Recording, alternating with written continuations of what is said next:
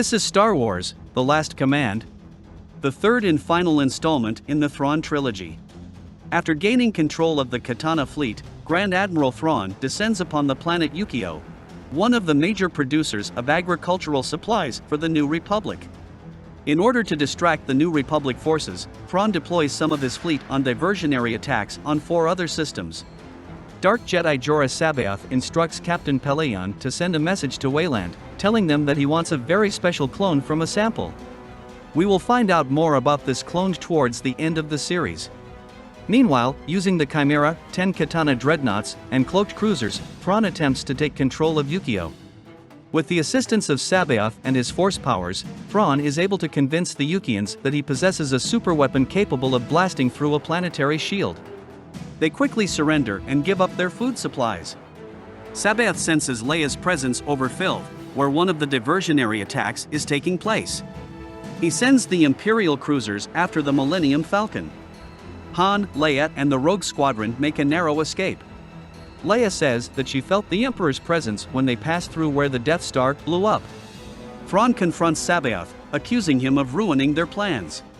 Sabaoth retorts that Thrawn and his forces failed to bring him any of the Jedi.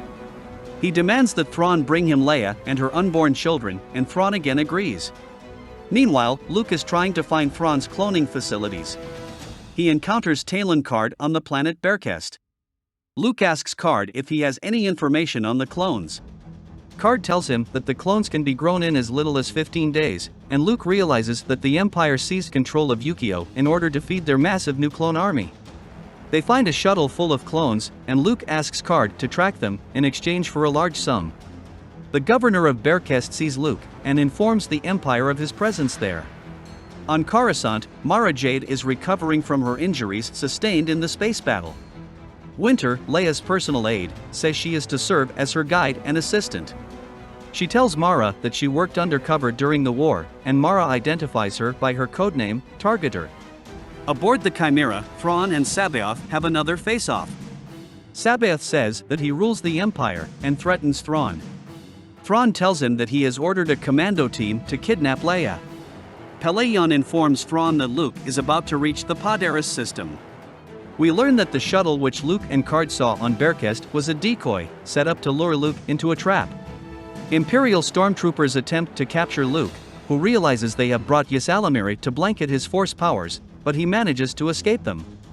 After a brief skirmish with the Chimera, Luke manages to escape into hyperspace.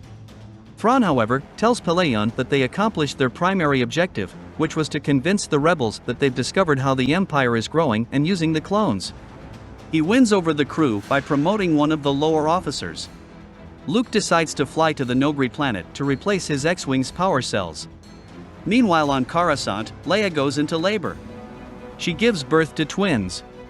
A girl, Jaina, and a boy, Jacen.